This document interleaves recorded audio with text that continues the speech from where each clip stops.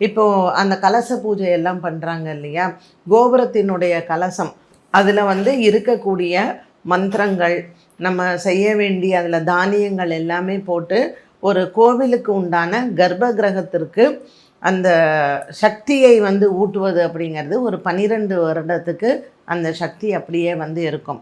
அதுக்கப்புறம் திரும்பவும் நம்ம வந்து ரீசார்ஜ் பண்ணுற மாதிரி தான். ஸோ அந்த எனர்ஜியை வந்து ரீசார்ஜ் பண்ணுறது தான் குடமுழக்கு அப்படின்னு சொல்கிறது.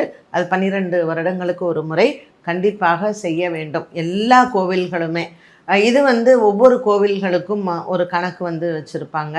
ஸோ அந்த வகையில் இப்போ வந்து நம்ம பண்ணக்கூடிய இந்த திருச்செந்தூரில் இந்த குடமுழுக்கு திருவிழா வந்து ரொம்ப ஒரு அனைவருமே போய் நம்ம பார்த்து, அதுவும் ஜென்ரலாக அந்த அபிஷேகம் பண்ணும்பொழுது அந்த நீர் வந்து நம்ம மேலே விழுறது வந்து ரொம்ப நல்லது.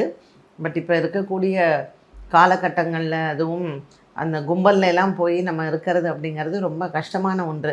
ஸோ குடமுழுக்குக்கு போக முடியாதவர்கள் 48 நாள் அந்த மண்டலாபிஷேகம் நடக்கும் கோவிலில். ஸோ அந்த மண்டலாபிஷேகத்தில் வந்து நம்ம போய் கலந்துக்கிறதும் ரொம்ப விசேஷம்.